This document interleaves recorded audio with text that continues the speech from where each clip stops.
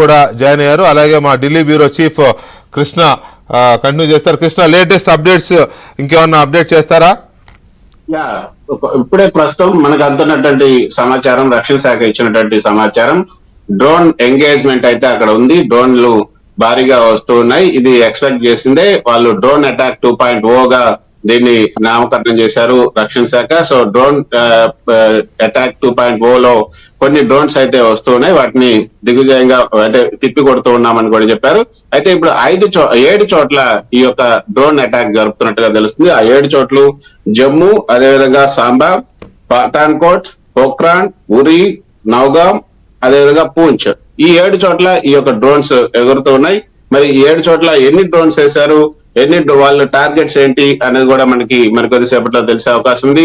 అయితే డ్రోన్స్ వేయటం వల్ల వాళ్ళకి పెద్దగా అంటే డ్రోన్స్ తో బాంబులు జారవేయటం అన్నది పెద్దగా నష్టం జరిగించే అవసరం కాదు. కాకపోతే వాళ్ళు టార్గెట్ చేసుకున్నది ఏంటి, లేకపోతే వాళ్ళు ఎగ్జాక్ట్ గా పొజిషన్ చేయగలిగారా, ఖచ్చితత్వంతో వాటిని వాళ్ళు అనుకున్నటువంటి టార్గెట్లకి చేర్చగలిగారా అనేది చూడాలి. కానీ వాళ్ళైతే ఇందాక మీరు చెప్పినట్లుగా సివిలియన్స్ ని ఎక్కువగా అటాక్ చేస్తున్నారు.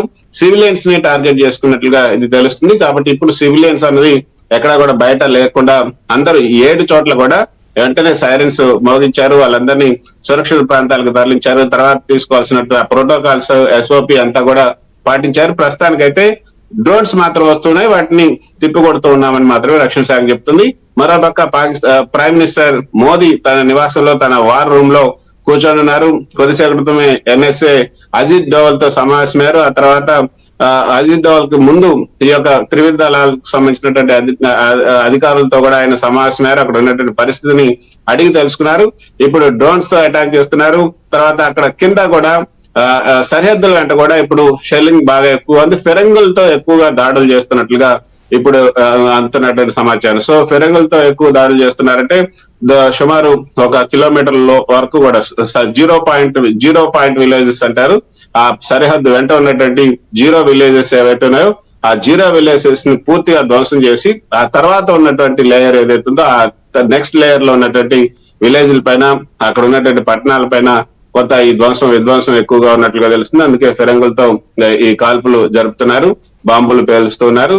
సో వాటిని ఎక్కువగా తిప్పికొడుతున్నారు. గ్రౌండ్ ఫోర్స్ కూడా ఈసారి బాగా ఎక్కువగానే తిప్పికొడుతున్నారు. అయితే ఇప్పుడు కేంద్ర ప్రభుత్వం ముఖ్యంగా ప్రధాని మోదీ ఇప్పుడు NSA అజిత్ డోవల్ తో జరుగుతున్న ఈ సమావేశంలో ఎటువంటి కీలక సమావేశం తీసుకుంటారు, ఒకవేళ భూతల దాడులను కూడా ఇక తీవ్రతరం చేయండి, ఇక చొచ్చుకుపోండి అని ఏమైనా ఆదేశాలు ఇస్తారా?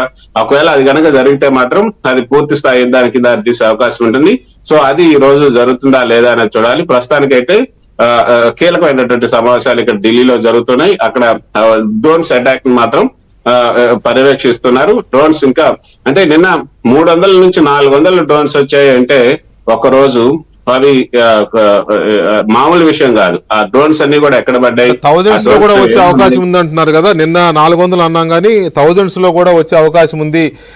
ఎందుకంటే టర్కీ అంటే చైనా డైరెక్ట్ గా కాకుండా టర్కీ ద్వారా పాకిస్తాన్ కి డ్రోన్స్ అవి అరేంజ్ చేస్తుందనే ఒక